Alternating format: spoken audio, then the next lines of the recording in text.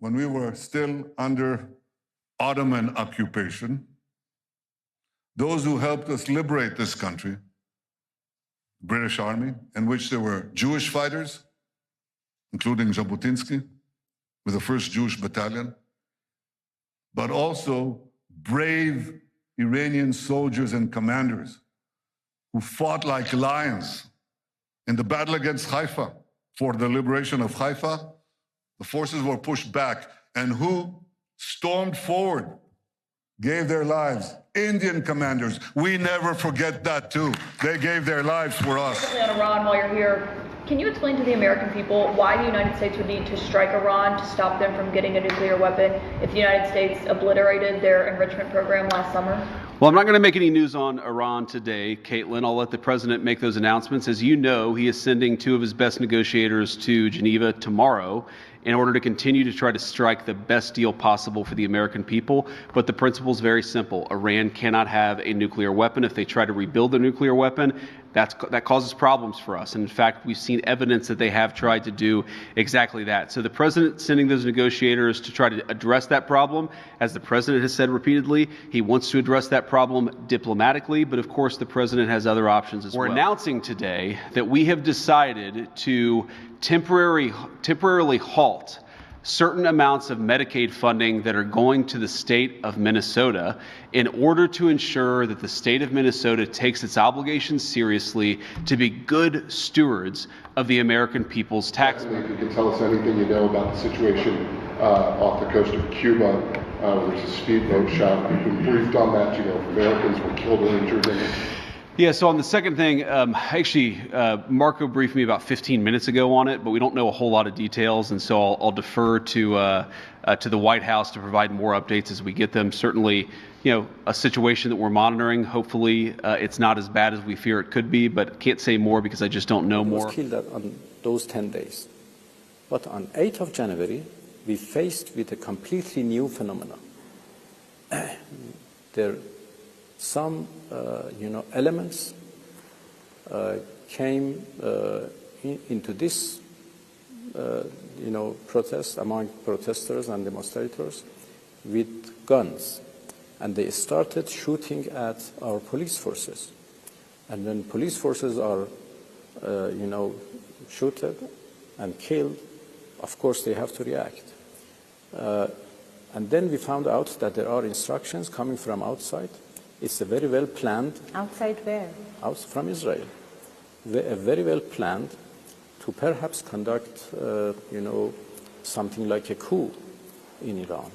So there were hundreds of, elements armed who came to the streets all of a sudden in most of the Iranian cities with a similar, way of acting.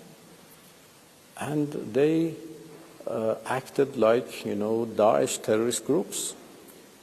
They beheaded some of police officers. They burned some of them alive. And then they started shooting at people, in a blindly manner. And then it was very strange for us that they are killing even the protesters. Why? Because President Trump had said that if there are killings, I will come to rescue. So the purpose was to increase the number of deaths so they can drag the United States into this question. There's only one entity in this region who wants war, and that is Israel. It's the fact that Israel is trying to drag the United States into war with Iran. They cannot do it by themselves. They tried it and they failed, and they asked the U.S. to help them.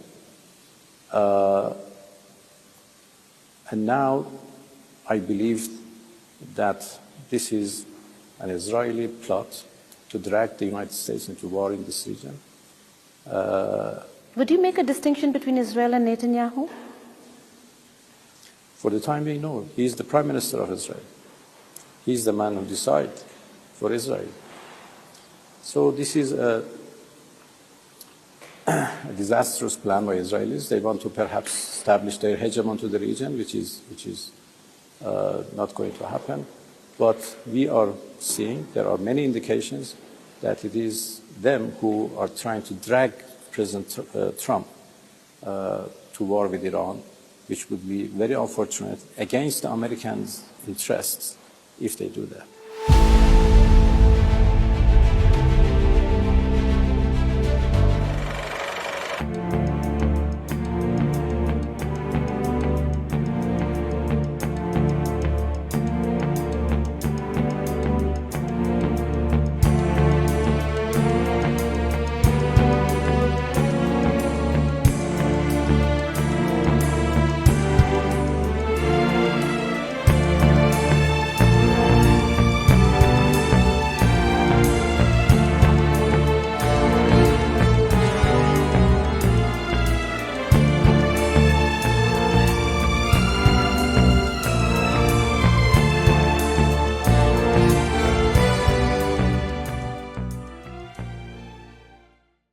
Welcome back to the SCIF. This is actually a pre-tape. I'm taping this Wednesday night for a Thursday show because I've got to travel early, short notice. Tomorrow I'll be in Texas for a few days on some business. We'll be doing some shows from Texas, but this is a pre-tape for Thursday morning.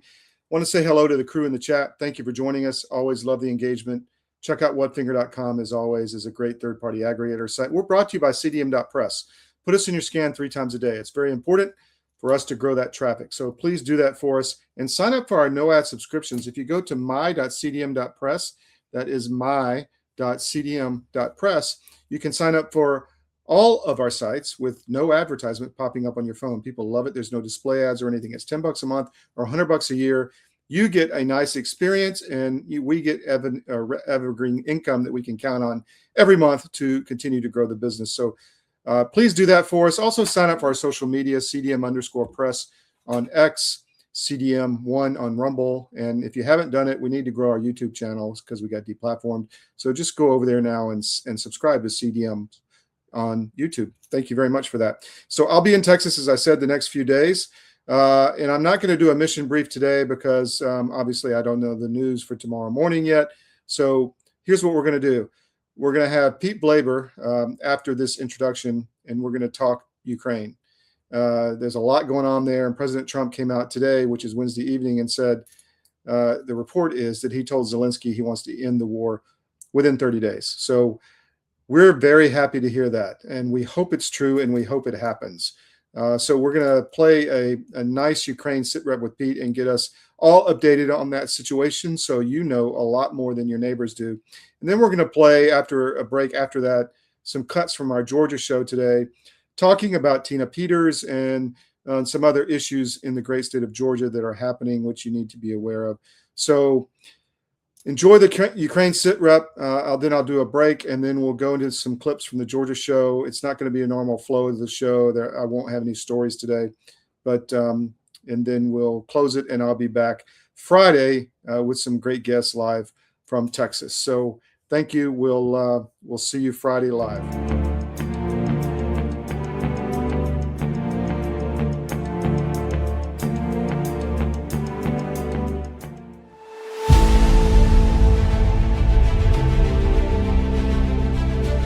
Nuclear wasn't a product that was developed and to sell, really. What it really was a journey to get me well after my experience trying to immigrate and get married to an American citizen. In order to to get my green card, towards the end, they send you for a medical, and that's where they sat me down and gave me 16 vaccines in one sitting. At the time, I knew when I was going through it that it's probably not good, but I didn't realize that I'm about to go through the worst health experience of my life. And that's when I went on this journey and understand that nutrition is actually your medicine. I've always heard the old people say your food's in your garden, but we didn't get it. And your body is always trying to heal itself. I mean, you know, when you cut yourself in a couple of days, it heals. And that is the process of homeostasis. Your body is always every cell in your body is always healing itself. And just like anything, if you bake a cake or you build a house, you need the right ingredients to achieve the result.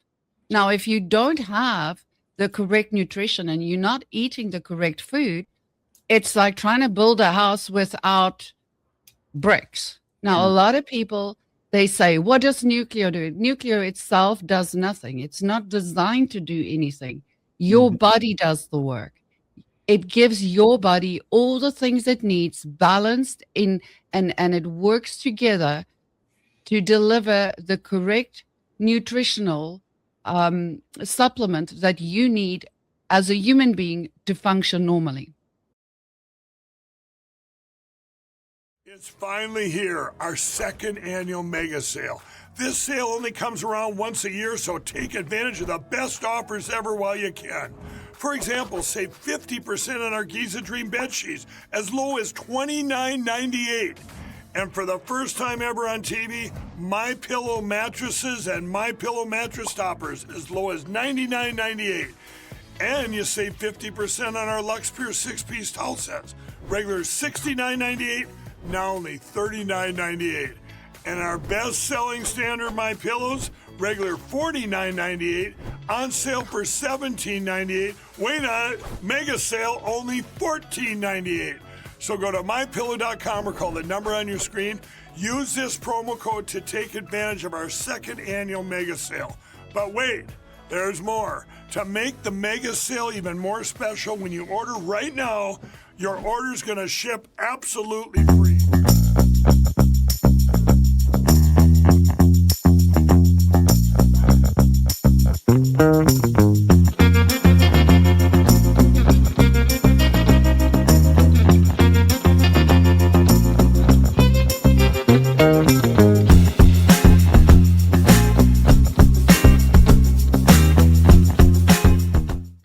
So we're back with Pete Blaber on Ukraine SitRep. You know, Pete, it's I always think that maybe that we won't have enough for another series, but just a few days and there's so much coming out on Ukraine. It's absolutely astounding what's happening out there. What say you? Yeah, never ends. I spend the same amount of time I do now as I did in 22, 23, 24, because you just can't believe it. That's part of it. That keeps guys like us. You just cannot believe it. We will show some more casualty figures today. Yeah. And of course, the behavior of the European leaders just continues to amaze. Sure. And, as a historian, you kind of feel like you're watching, World War I, fall into place, all the events, World War II, you name it, Gulf of Tonkin. It's just, you see this and you cannot believe it's still going on. So that's I think, part of what keeps us glued to it. But they're not making progress there. You can tell what their intentions are.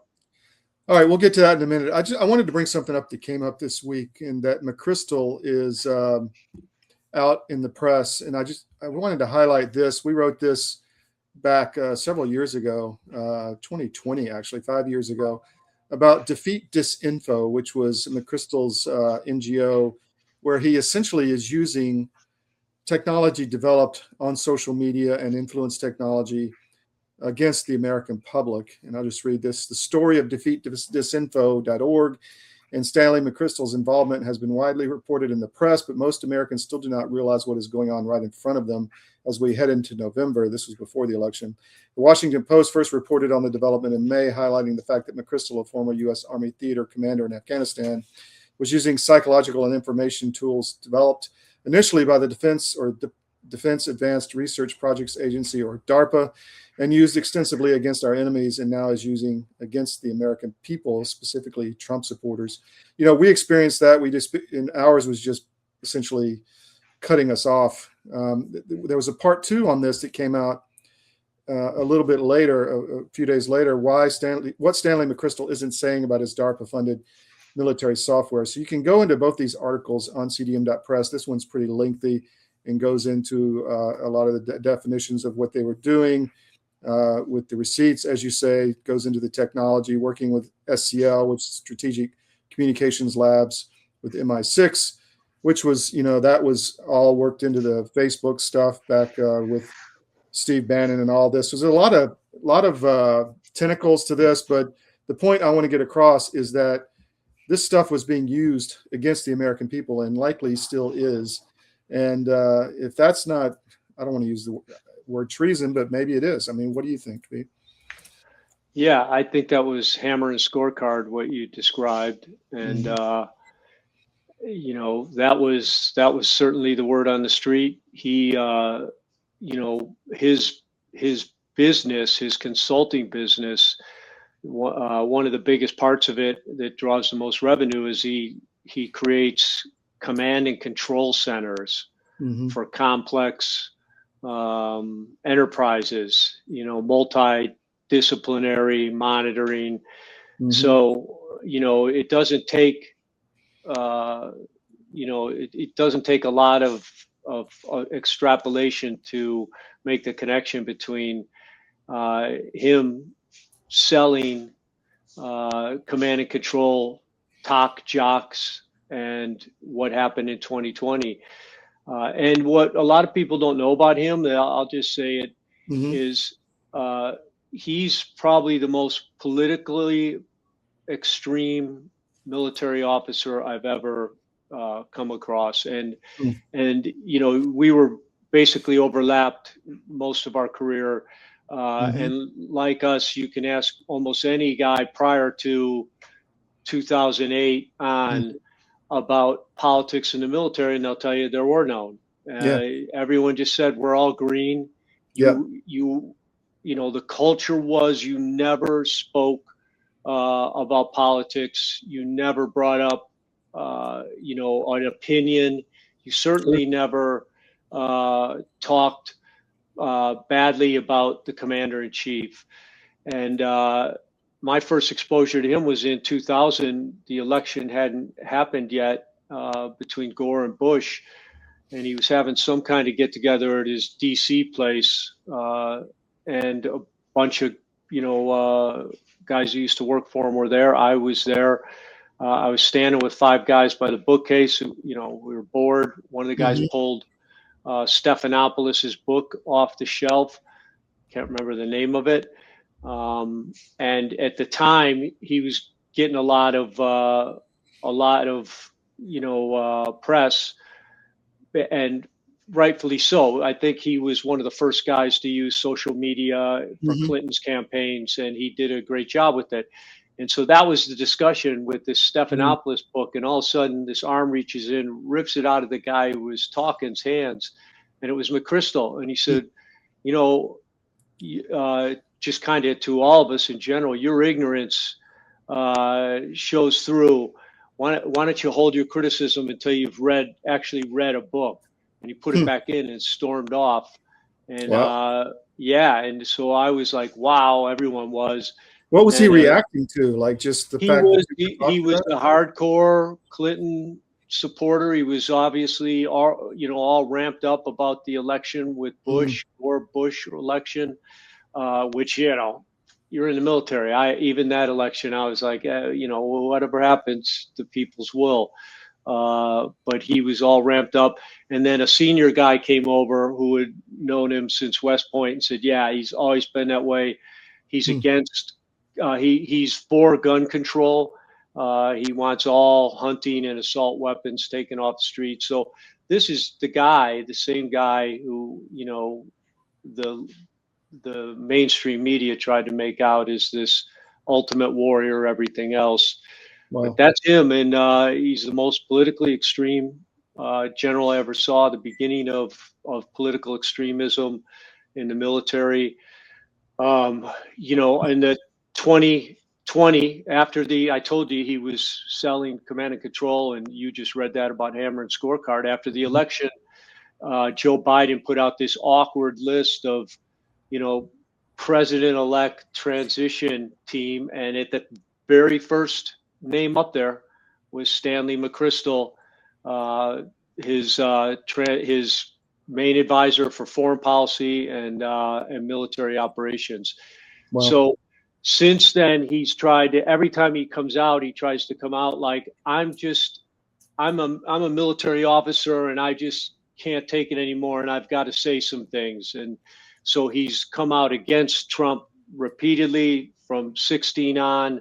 And if you just remember, he just endorsed Kamala Harris and Yeah, went around and did.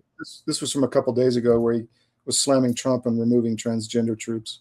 Yeah. So, I mean, and he was a Ranger commander. He would never have taken a trans troop. I can tell you that, anyone else who worked for him. So it's just hypocrisy. He's a political pundit. That's all he is. He comes out, like I said, he endorsed Kamala Harris for character, and then tried to explain the character with zero examples, because there are no examples of Kamala Harris. There aren't. Character, I define it in my second book. Character is a byproduct of the decisions and choices you make in life. So the only way to assess someone's character is by the choices they've made and the decisions that they've, championed, passed, and whatnot. Yeah. And of course, with Kamala, there's none. So that's the way he is. He's still, a hardcore Democrat, leftist, globalist, and what you see is what you get out of him. It's not a well thought out military guy who cares for the greater good of the military and the protection of the people. This is a political extremist, and it's just no one calls him out on it. Well, we are anyway. That's enough about him. And we're going to call out these generals from time to time that we see, former generals that we see, not living up to their oath, we should say.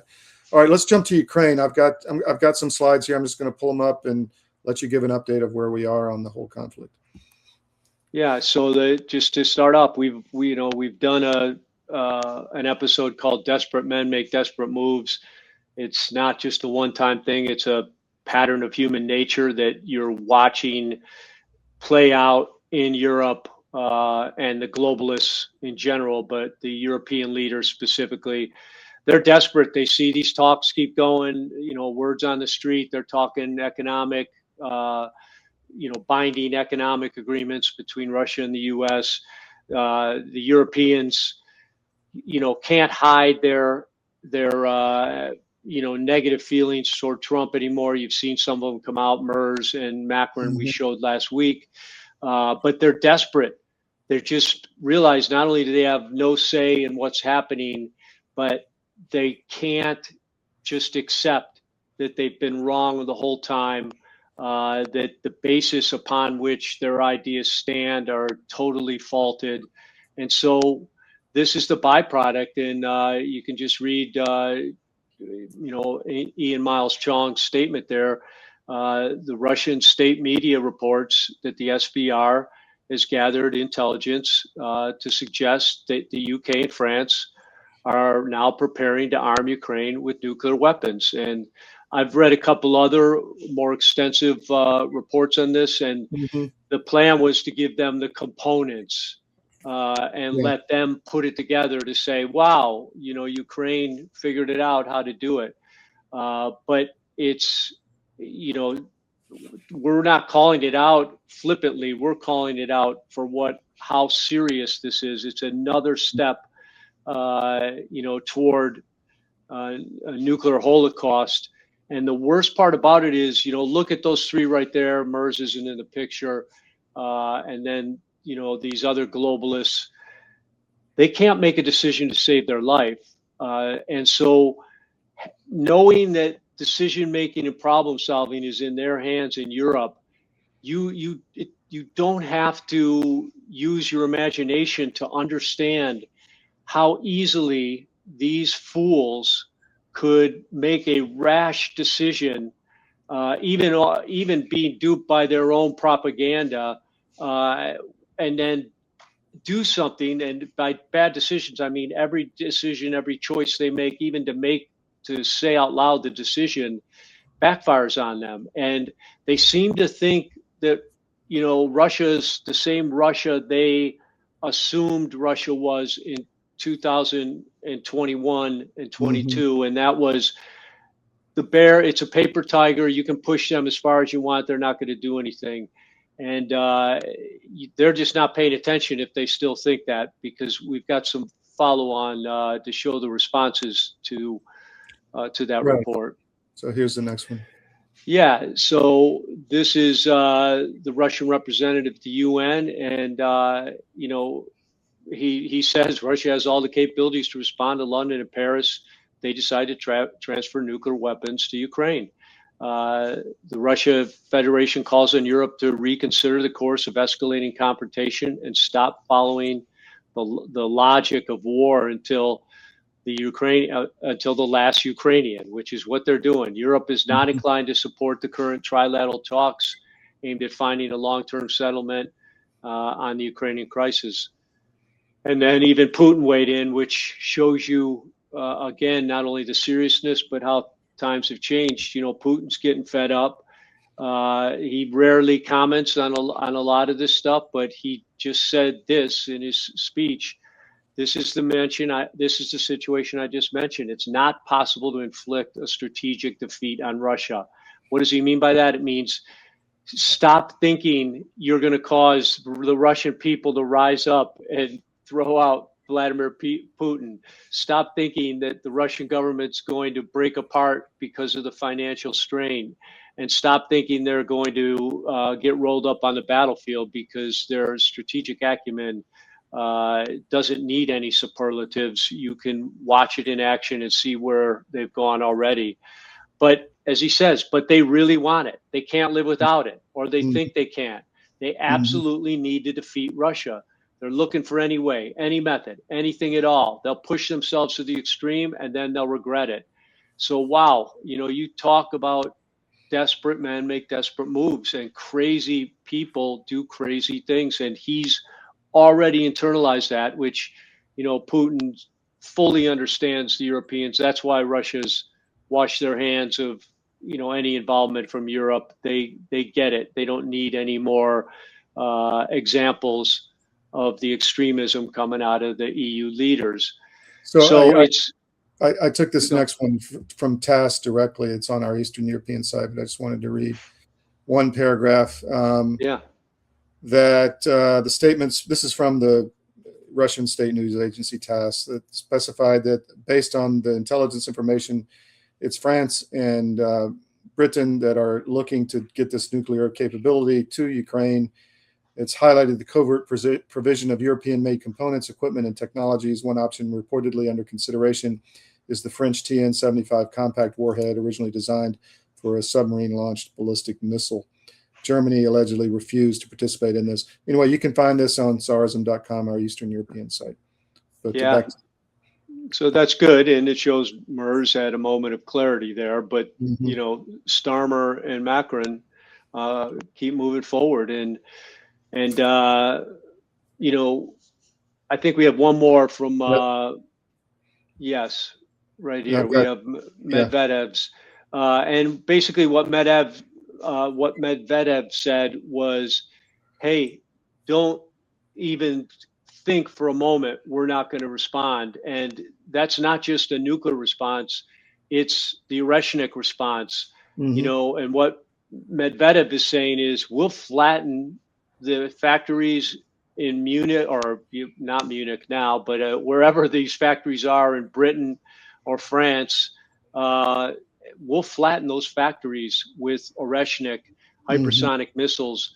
We don't have to go nuclear to respond, but obviously their intel. The other thing they should tell France and Britain is, understand, once again, correct your bad assumptions about Russia. They have great intel, especially in Ukraine, where Ukraine was fully compromised even to start the war.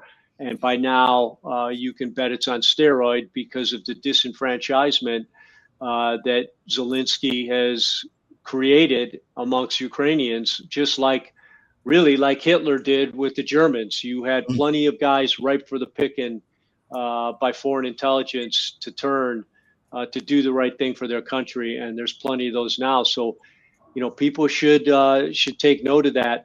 And so before we go to the casualties, I just say, this again to President Trump, it's not just you have to stop this. You have to take action, and it's very simple. Already well on the path to it with what's going on with these trilateral talks and the bilateral talks with Russia about economic ties. But we have to completely normalize relations with Russia, say it out loud, sign a peace treaty, integrate diplomatically, militarily, commercially, especially. So these crazed globalists cannot start a nuclear war, cannot kill their own people who have no say in this. Again, we had Biden for 4 years. Europe is held captive by these EU leaders, and it's not their fault, but they certainly could suffer from the foolish senselessness of their leaders. Well, you saw the UN, the U.S. Abstained, and so did China, by the way, on a vote to try to continue the Ukraine war. So I found that a little bit encouraging. But anyway, back to you.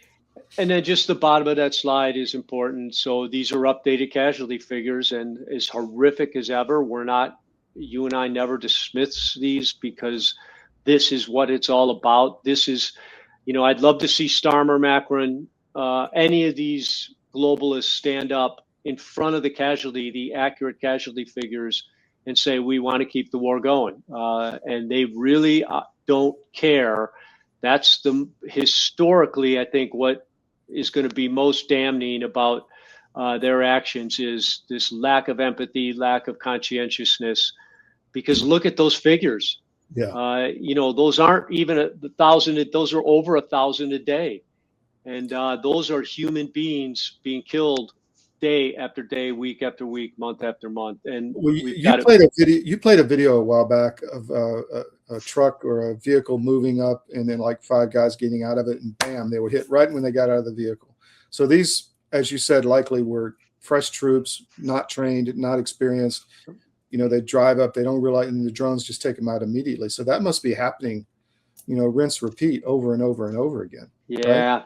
Well, in Ukraine, we can cover it next episode because we won't have time today. But Ukraine has, since these talks started, launched a number of completely senseless counterattacks. Those counterattacks have ended up the same way their counterattacks have for the last 2 years: catastrophic failure. Tens and tens of vehicles filled with tens and hundreds of men who, like you just said, never even saw what hit them, never knew what the battlefield looked like.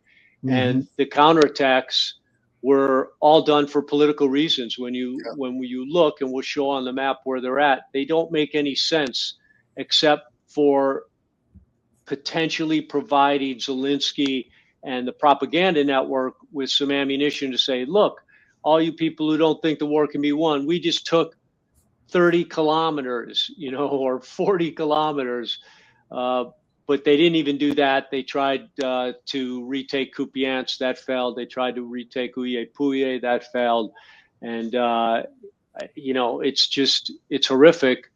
But mostly it's a humanitarian crisis that's hard to describe. Here's one more slide before we go to your videos. Yeah, so the Russians are saying it now, and the numbers back it up. These aren't propaganda. 1.5 million, and I think we've been edging up toward that number. We've been between one, but with those 9,000 a week and 8,500 a week casualties for sure, they're up to 1.5 million, and I think if you have the next one, there's a German article that thinks it's 2 million because there's 500,000 missing, and that's a crisis too. Those are being found in basements, frozen to death. The Leave No Man Behind is not, is not relevant in this war for the Ukrainian side because first off, out of necessity. I just took the video.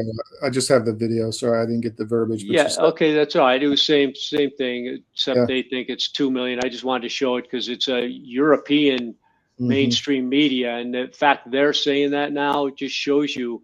And you can remember when we were talking about President Trump's initial bad advice he was getting from his advisors, senile advisors. President Trump, one of his first speeches said, "We got to stop this war. Russia's lost up to 1 million men, and Ukraine, somewhere around 150,000." Yeah. But that's been the lie. And, the lie also exposes their lack of empathy and compassion. Even if Russia had lost 1.5 million, you and I would still be sitting here going, "You've got to end this war." Yeah.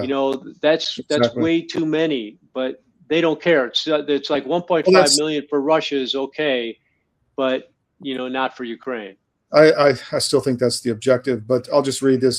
Deutsche Welle reports that Ukrainian armed forces losses could reach up to 2 million. The report says 1.5 million identified deaths, 500,000 unidentified bodies, marking one of the most tragic indicators of the conflict. So, Yeah. And I have a video to go with that. You want me to play that? Sure. These old train cars now carry the dead. Around 3,000 Ukrainian soldiers who've been swapped with Russia for the remains of their dead. Тут їх привозять на вантажних автомобілях, тут же їх вже розпаковують в мішки, надають реєстраційний номер і з грузовиків їх або в вагони, або відразу в палатки. They arrive without names, many without faces, and some just a jumble of parts. But each body represents a person waiting to be identified. There are more than 500,000 unidentified bodies in Ukraine. It can take years to complete identification work given limited resources. 500,000 unidentified soldiers and 1.5 million of those Ukrainian armed forces soldiers who have been identified represent Ukraine's actual casualties. Робота значно складна, при тому всіх складна. І у санітарів, які ці діла доставляють, і у експертів, які ці діла описують, і у лікаря, який займається ідентифікацією по ДНК. They've been dead for months, some even for years, but forensic experts can still find clues.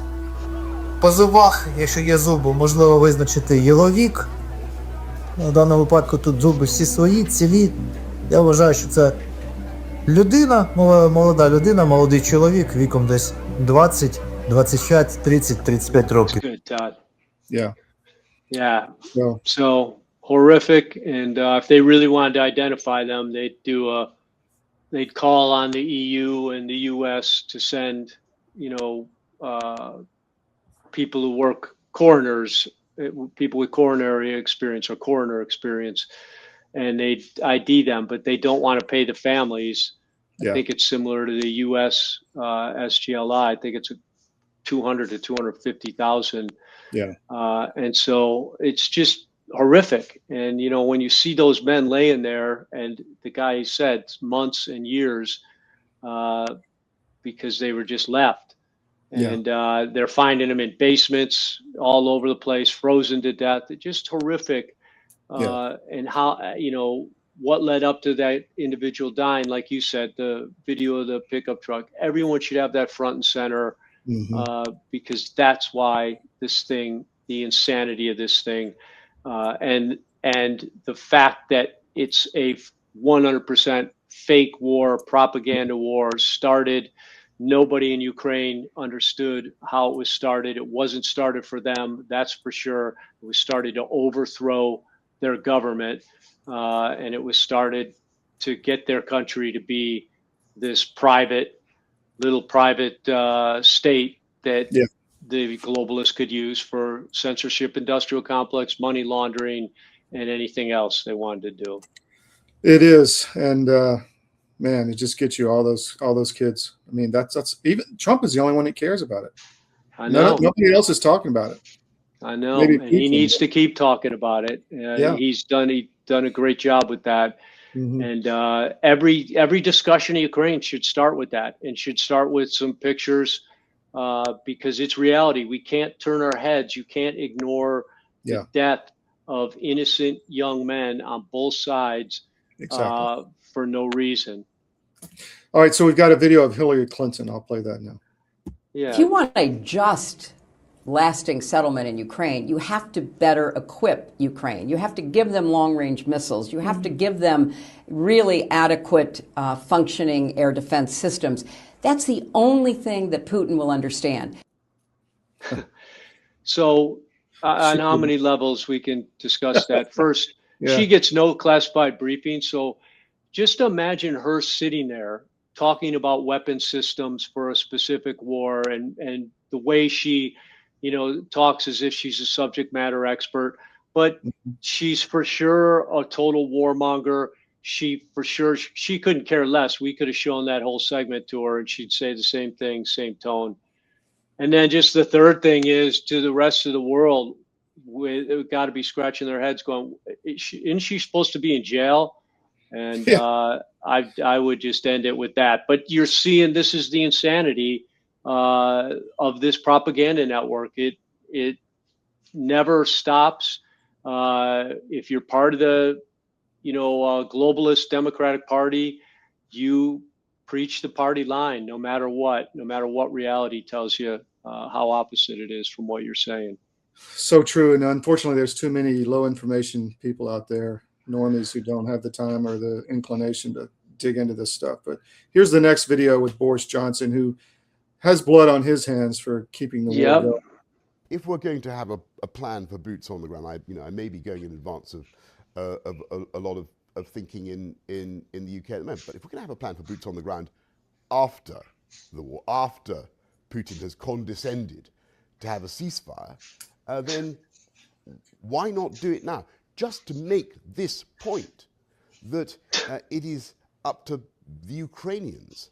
I mean, these people wouldn't be there in a war-fighting capacity, right? To be clear, you're saying that right now that UK military forces and from other European countries should go to Ukraine, to safe parts of Ukraine, to make a statement, to flip that switch, as you said, in Vladimir Putin's head, showing intent. Yes, I think we're willing to do it in the context of a ceasefire, which of course puts all the initiative, all the power in Putin's hands. Well, Putin doesn't want anything to do with European troops on the ground in Ukraine. Plus, they don't have any troops to send. So. Right. And why would he? We wouldn't allow Chinese troops on the Mexican border. So it's a ridiculous concept. But once again, a guy, he doesn't get any classified briefing. He knows nothing about military affairs. He's got zero experience. Never, you can see by his deportment. He's never done anything hard in his life. He's the one who sabotaged the last best chance to end this war before it started in 2022, the Minsk Accord. He went personally to Zelensky. Zelensky had already initialed the accords, told him, do not sign it. We got you. We're going to provide you all the weapons and equipment you need. We got you. Fight on. So with him, you're seeing, multiple driving factors. You're seeing human nature. He was, not just wrong, he was dead wrong, times 1.5 million. We're not supporting Ukraine. There's no way anyone could support Ukraine. They have no defense industrial base, and they've already run out of men. But here he is, saying we need to put him in now. And like you said, they don't have them. They don't have the troops. Number two, I'm not going to speak for British troops, but I would guess if you took a secret poll, they'd be about 99% against deploying to Ukraine for no reason, being left there. And what I said in the beginning, Russia's not messing around anymore. They know they have the moral high ground here. And if you put 10,000 troops on the ground there, you're going to get 10,000, pounds worth of Oreshnik, and they're going to blow them out of the. That's about 10 days. That's about 10 days worth of fighting. The way it's going right now. Yeah. And they don't have any, I think the whole British military is like 70, 80,000, something like that. Yeah. It's ridiculous. But again, just seeing this, Hillary, and there's more. We just picked those two. You see the propaganda war. They never stop because they can't stop, or they'll be proven wrong and they'll lose any chance for their system to ever stay in power, because that's I'm convinced what the EU's so desperate about. If the censorship industrial complex goes down, Macron can win with 15% approval and Starmer with 16, but only with the censorship industrial complex, the cheating, the enterprise that exists inside Ukraine. And so they're desperate to keep this thing going, and just completely deluded by their own lies. So we've got one more video of the Maidan shootings. Yeah. You explained that before. I mean, I was there right after that time. There, no, go ahead and show it, and I'll talk over it a little bit. It's a great video that just came out, and it's good to play it now, because this is how it all began, folks. And you've heard us talk about Maidan was a fake protest. The U.S. under the Obama administration used $5 billion in USAID slush fund money to pay all these people. And the great thing about this video, you're about to see the NGOs at work on the ground.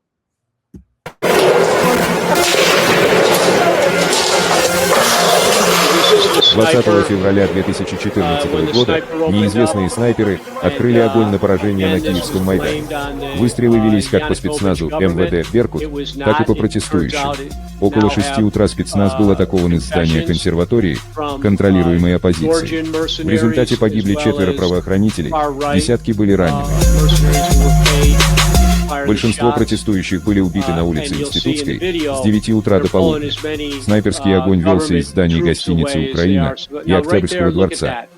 Все здания контролировались оппозицией, а среди снайперов были грузинские наемники. Боевое оружие было доставлено комендантом Майдана Андреем Порубием и его людьми.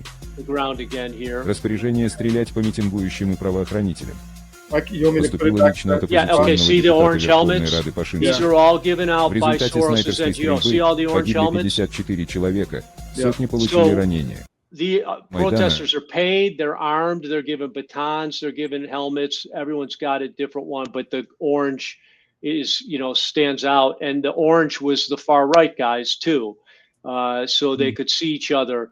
GP medium tents, soup kitchens, totally paid for, total lie. It was not an organic protest. It was a color revolution protest. That was coordinated by the EU and the US to overthrow the Yanukovych government. And, every time I hear the Hillarys, the Johnsons, all these, and Kalakajis, from the EU talk, I find myself wishing there was a mechanism. The UN is not that mechanism. They need to be done away with and something new started. But what should happen right now on the world stage, it's almost like a debate. We need to have publicized for the world the facts of the Ukraine war. And once you know the facts, you realize the position that they've taken the whole time, their name calling, their accusations are 100% false, and that Russia did not start the war. The Obama and Biden administrations, their unelected officials, along with the EU, are the ones who started this war, turned it into what it is today. They still had 7 years to, to save things, but they just antagonized the whole time. And, here we are today at 1.5 to 2 million dead. On one side. On just one side, right? Yeah. Well, Pete, that's a lot. Anything else you want to get out? Nope, that's good. So we'll be back next week. Hope you guys enjoyed it, and we're trying to get the right information out, and I'm sure there's going to be a lot happening. Do you know the dates of this trilateral commission? Is it happening again soon? Or? Yeah, it's not for a week or so, though. Okay. I think they're meeting next week. All right, we'll see you next time on Ukraine SitRep. Thank you.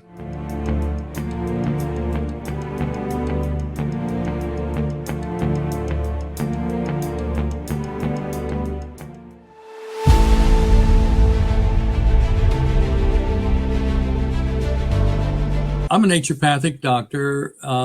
We are in the world of medicine, very acquainted with many modalities, but probably the one most familiar with everybody would be two things: homeopathy and herbals or herbs, maybe some nutrients too, vitamins, minerals, that kind of thing. Now, we do know a lot about the drugs because we have to find out what drug you're taking affects you and what nutrient it depletes you of, because most every drug pharmacy product will deplete something. So we have been trained and we have a database that we can check into that says this is going to take your B12 away. The pharmaceutical company cannot patent organic substances made by the body. You're not born short of Advil. You're not born short of Ritalin. Yeah. You can be born short of insulin, right? The answers to staying healthy and keeping away from even SARS or any of those things getting into you is staying healthy. You and I get sick because our terrain gets out of balance. Well, that's the same thing in the soil. You and I are made from this thing called dirt. And when we get out of balance, we have the same thing happen. Weeds start to grow in our body. Right? And that's what we want in our body. We want nutrients that we don't understand how to get well enough yet because our suppliers are lacking knowledge on nutrient density foods. So this is what drove you to develop this, was your knowledge of this, right? Right. You know that. I'm excited to announce that we're having a huge sale on overstock and brand new products. For example, My Pillow Percale bed sheets, every color, every style, every size, only $29.88. Our Percale bed sheets are breathable, cool and crisp, and they're perfect for spring and summer. And check out Rev 7, the next generation of energy drinks. It tastes great, and it gives you energy all day with no jitters and no crashes. Best of all, it's actually good for you. And for a limited time, try our 3-pack absolutely free. So go to mypillow.com or call the number on your screen. Use your promo code to save 20% on our Rev 7 12-packs, or try our introductory 3-pack absolutely free. And our Percale bed sheets, all sizes, only $29.88. Twin size, full size, queen size, king sizes, all $29.88. Inventory is extremely limited at this price, so order now.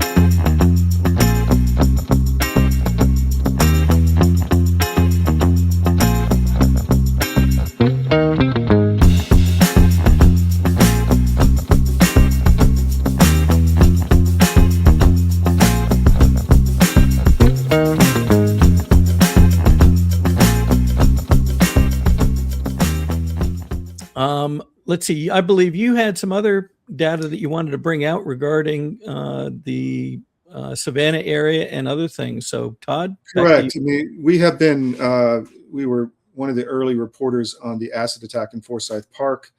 And that still has no conclusion or no really any I guess, progress in the investigation. They did identify the chemical used. But it's really been quiet down there. The SCAD, the Savannah College of Art and Design, did install some cameras and donate some cameras into Forsyth Park because it's right there in the middle of their district. But it's concerning that there hasn't been any progress in that investigation. It's kind of been quieted. And there's also been other things happening in Savannah on the illegal aliens front. This lovely lady was driving. She's a teacher, Dr. Linda Davis. She was killed by an illegal alien who ran from ICE. And we are told that the guy ran even before ICE got in their vehicle. So it wasn't an issue of ICE chasing him into her. It was simply his bad behavior, slammed into her car and killed her. And what was really concerning is the reaction. Here's the car you can see. Is that up on the screen? Yes, it is. Yes. So you can see the car there. This is the individual who killed her. What is really concerning is the reaction of the mayor, Mr. Van Johnson. He has a reputation of enabling the illegals in the district and in the jurisdiction and attacking ICE. And I just want to play you his reaction here. It appears or seems that federal agencies either don't care or don't have a propensity to care about the local community. Savannah Mayor Vin Johnson says neither the city nor county agencies were given a heads up before Monday's deadly pursuit. Police say Oscar Vasquez Lopez was fleeing federal immigration officers in his truck, ran a red light, and crashed into Dr. Linda Davis's car, killing her. So you can see that the mayor is not a fan of ICE or getting illegals out of his jurisdiction. And you can also see the media there kind of manipulating the news because, as we said, eyewitnesses have told us that the man fled in his car before ICE even got in their vehicles and had a great head start. So it wasn't that there was a high-speed chase and because of that, she died. It was because the guy is a bad hombre, as President Trump says. So the fact that the crime in Savannah is skyrocketing, again, it's a tourist city. It's very similar to what you see in Mexico, where it's really impacting the tourist areas. So these are multiple high crime events, shootings we've talked about before. We're putting a lot of this on the Georgia Record. But it's concerning to me in the town I grew up in that it's becoming just a blue hellhole by this Mayor Johnson. And we're going to stay on this story and continue to report about what's going on in this beautiful city that has so much potential. People don't understand the size of the port and the national security implications. You have the nuclear plant right there. You've got Hunter Army Airfield. You've got Fort Stewart. You've got a lot of really critical infrastructure there in Savannah. And it's just really important to clean this area up. So we're going to stay on the story, Bill, but I wanted to get that out. Well, that's fascinating and very frankly heartbreaking to hear. And it strikes me, we started the show with, Ilhan Omar, I forget how you pronounce the other lady's name, but, objecting to the president's comments. And yet he's calling out, you have these sanctuary cities where people are getting harmed.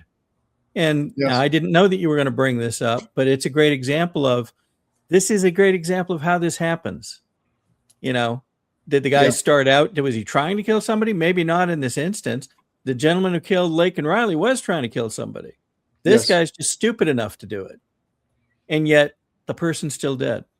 And whoever, this has to stop. I agree. And whoever did this chemical attack several months back was definitely trying to harm somebody, whether trying to kill her, I don't know, but it was deadly force, of course. And she was leaving a Christian event. And I still hold on to my theory that there is some type of religious, connection to this, because a year earlier in Hilton Head, really only miles from Savannah, there was another incident, chemical attack on a woman who had left a Christian service.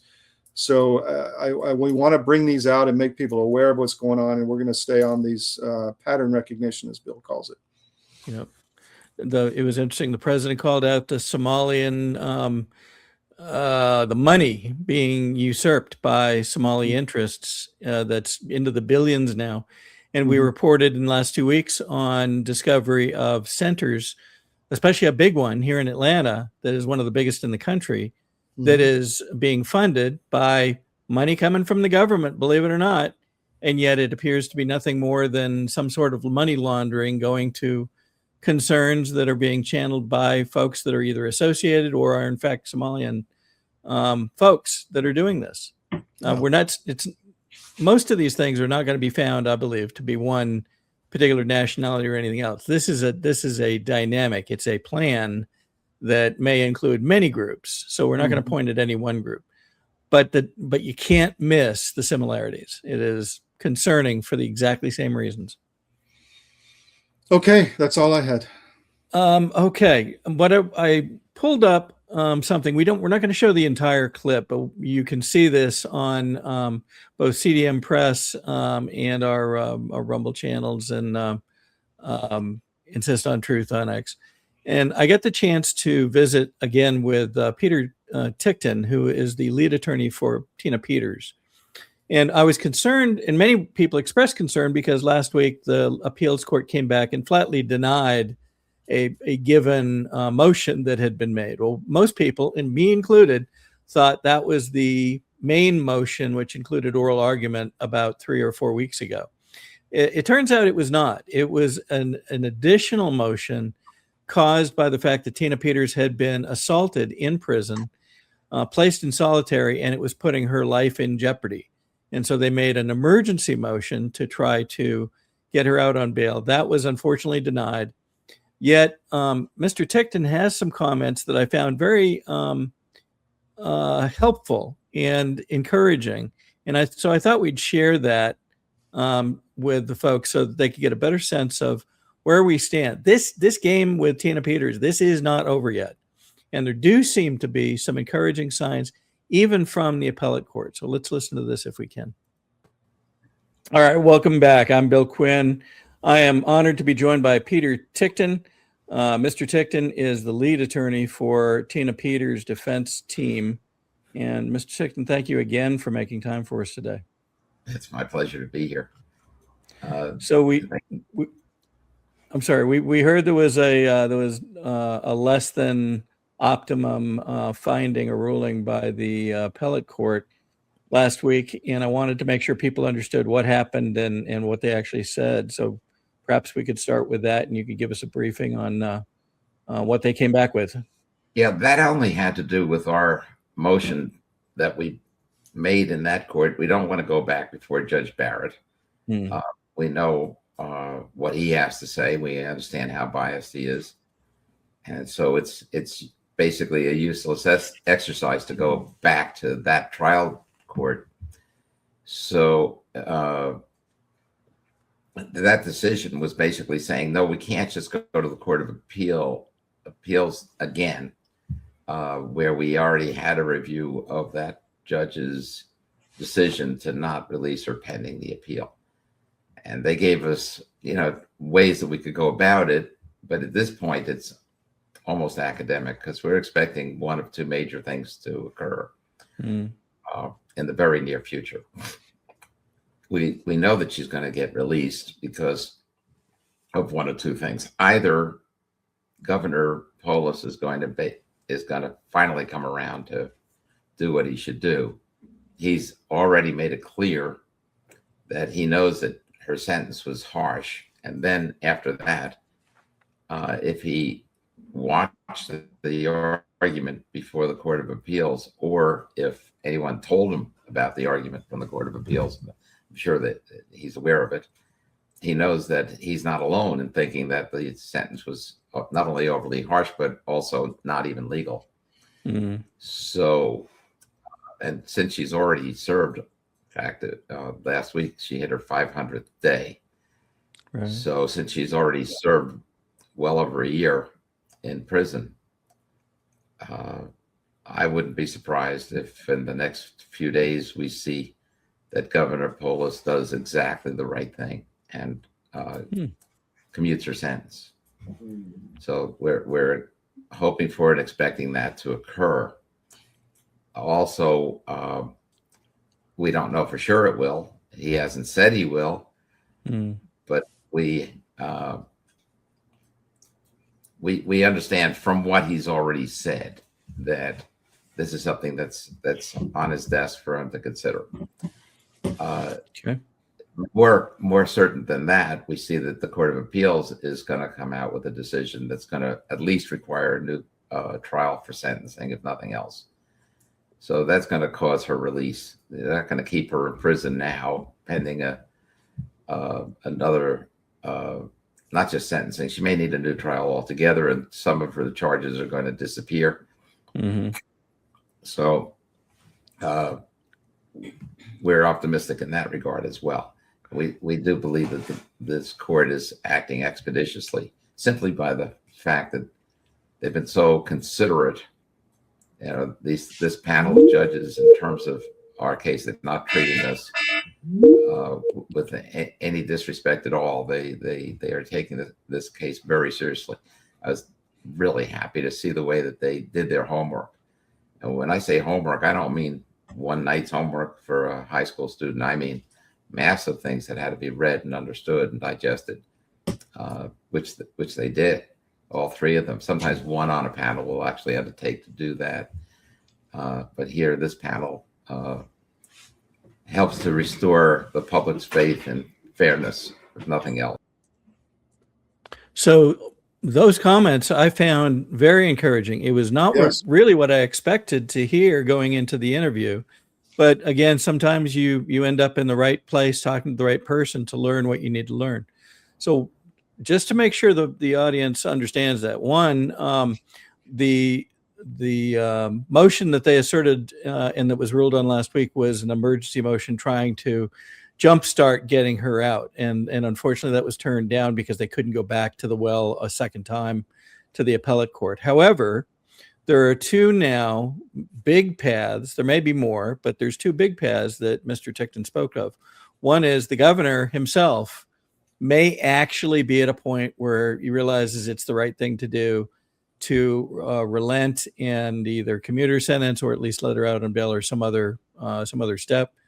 And two, very encouraging feedback on the work of the panel of appellate court judges and the fact that they are taking this so seriously. And if you listen carefully, he said, well, they gave other paths. I forget the exact words they used, but he seemed to imply that their feedback also indicated the most advantageous and correct paths that could be used to continue this matter and get her freed and probably released in preparation for a retrial, for sentencing at the very least, maybe more. And then what we didn't play is they have plans to make sure that she does not again appear before Judge Barrett, who you can tell from his comments during sentencing and the fact that the sentencing guidelines appeared to be very flawed. It would be inappropriate for her to again appear in his courtroom. He has there's legal terms for it, but he has basically shown himself to be not neutral in this and would not be appropriate to rehear the matter. Mm-hmm. So all very encouraging feedback. We do ask that folks consider, if they can, just as we've asked in the past, if you can do something to support Tina Peters, simply reach out to tinapeters.us. You can do as little as communicate. You can get on their list so you can hear updates.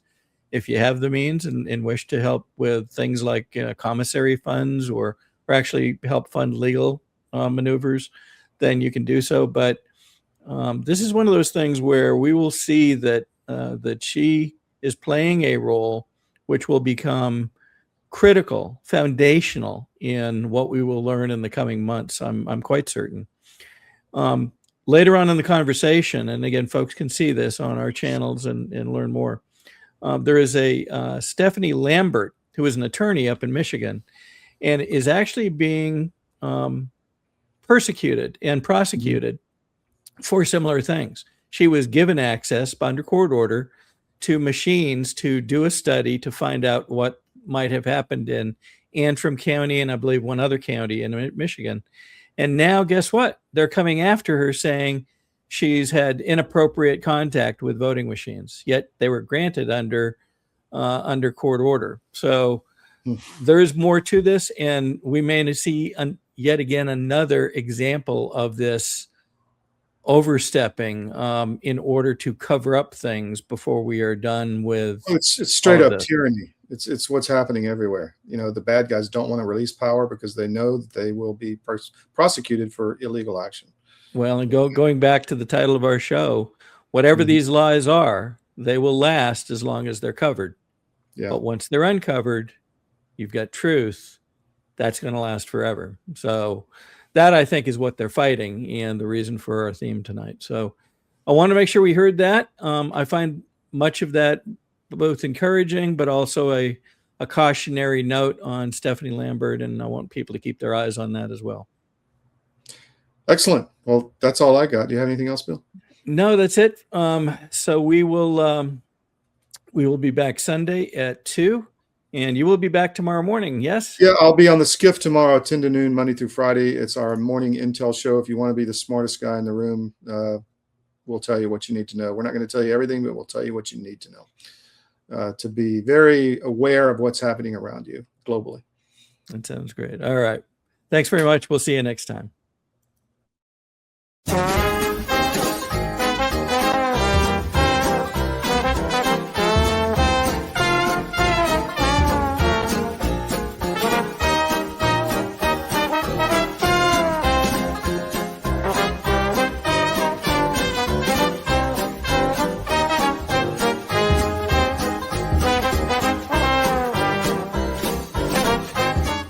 Well, I hope you enjoyed the show today. We'll be back with a full show tomorrow on Friday. I'm taping this Wednesday night, but you're watching it on Thursday morning. So tomorrow morning at 10, we'll be live from Texas. And then we're going to be in CPAC at the end of March. So if you're in the Dallas area, come join us at CPAC. We're going to have our CDM Espanol crew there too, Willie, Laura, Sadie, and the whole gang. And we will be pushing the ball forward for CDM.press and the whole network. So thank you for joining us today. We'll be back, as I said, tomorrow, and really appreciate you supporting us. See you next time.